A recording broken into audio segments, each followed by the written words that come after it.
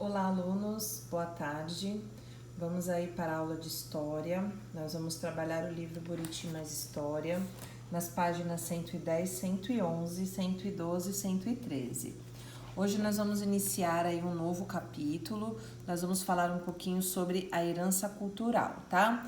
Então, se a gente fizer a leitura aqui, nós vamos ver 4 pontos históricos, né? Que restaram aí essas heranças para que a gente pudesse conhecer nos dias de hoje, tá?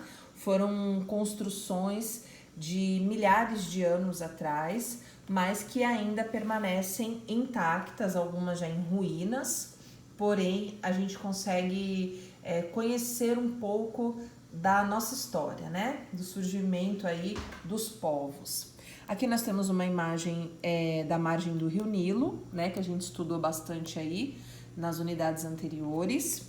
Aqui nós temos umas esculturas no Templo do Leão, de Naga, que foram construídas há mais de 2000 anos, ó, lá no Sudão.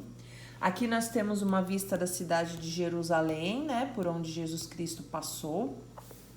E aqui nós temos as ruínas de um teatro em Atenas, na Grécia. E tudo isso daqui, gente, nós estamos falando de milhares de anos atrás, tá? Então, isso é uma herança, né? Tudo que sobrou dos nossos antepassados, que nós já estudamos nas unidades anteriores, são consideradas heranças culturais, tá? Então, nós vamos virar aí a página 112 e nós vamos falar um pouquinho sobre a humanidade e sobre o tempo. A percepção da passagem do tempo organiza nosso cotidiano. Então, como que a gente consegue perceber essa mudança de tempo aí, gente? Mesmo sem relógios e calendários, nós somos capazes de perceber que depois do dia vem a noite, né? Amanhece, anoitece. E depois que anoitece, amanhece de novo. E assim formam-se os dias, os meses e os anos. As mudanças da fase da lua, né, que nós temos aí 4 mudanças, 4 fases. Os ciclos de plantio, né, e de colheita também. E as estações do ano, que nós temos 4. O desenvolvimento de plantas e de animais. E até mesmo as fases da vida de um ser humano. Porque como que a gente percebe a passagem do tempo em nós mesmos? Conforme nós vamos envelhecendo, né? A gente nasce lá bebezinho e morre velhinho. Pelas leis da natureza, é assim que funciona. Ao observar a natureza, os seres humanos aprenderam a identificar fenômenos que indicam a passagem do tempo. Então, eles observaram muito, né? Porque eles tinham que encontrar uma maneira de ver esse tempo passar, né? De construírem alguma coisa. E como que eles fizeram isso? Observando a natureza e a passagem do tempo. Com base nessas observações, foram criados instrumentos para marcar o tempo decorrido entre um evento e outro. Então, o que nós temos aqui? Ó, nós temos um relógio de sol, que ele utiliza a sombra de uma vareta fixada no centro de um disco para registrar o movimento aparente do sol. Olha só que legal, né? Se a gente for observar o tempo pelo sol, a gente até consegue. O sol, no nosso caso aqui no litoral, ele vai nascer lá no mar. Então, a cada giro da Terra, ele vai se movimentando e aí ele se põe lá nas montanhas, né? Então, quando a gente percebe que já estamos na metade do dia, o sol está bem acima da nossa cabeça e a gente consegue perceber que meio-dia já se passaram. Agora é necessário mais 12 horas para que o sol se ponha, né? E aí terminamos o dia, ok? Como percebemos o tempo?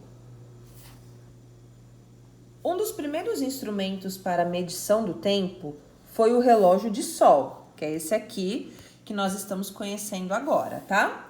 Provavelmente criado pelos egípcios há mais de 4.000 anos, tá? Então, é provavelmente, não é aí uma certeza. Mais tarde, os seres humanos criaram outros tipos de relógio. Então, nós tínhamos a ampulheta e o relógio de água. Essas invenções para medir a passagem do tempo reduziram a necessidade de observação da natureza para marcar as horas, por exemplo.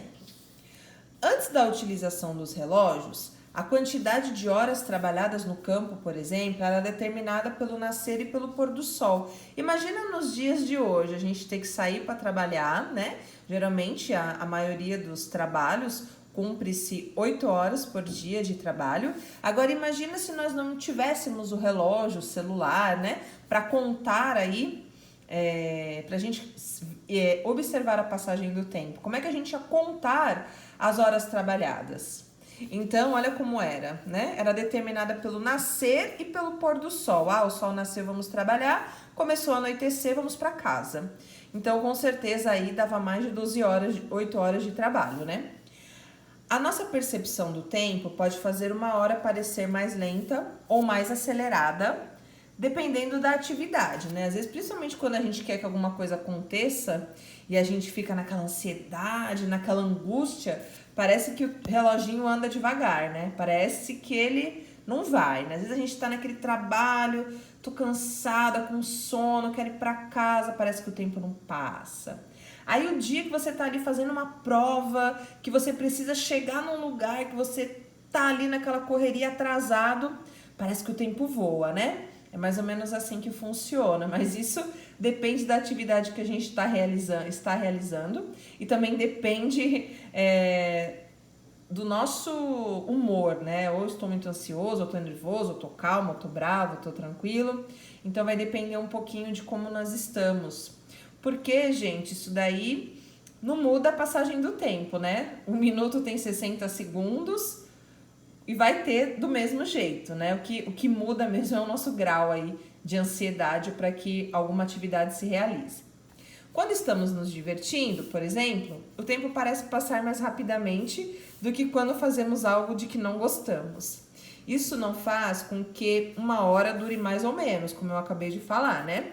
Mas mostra que nem sempre percebemos a passagem do tempo na mesma hora. Por quê? Porque quando a gente está fazendo uma atividade prazerosa, uma coisa que a gente gosta, a gente não fica preocupado com hora. Então a gente fala assim, nossa, nem vi o tempo passar, né? Você chegou num lugar tal hora, estava tão agradável, estava tão gostoso, que você nem se atentou ao tempo, você curtiu aquele momento. A partir do momento que é uma coisa maçante, uma coisa chata, que você tá ali por obrigação, né? Então você olha mais o relógio e aí dá a impressão que a hora não passa, ok? Então hoje nós vamos iniciar falando só um pouquinho aí, né? De como começou essa organização aí para a gente perceber aí a passagem do tempo, para a gente conseguir registrar, tá? Feito isso, vocês vão vir aqui para a página 113 e vão responder o estudo do texto para mim e depois eu mando a resposta para vocês.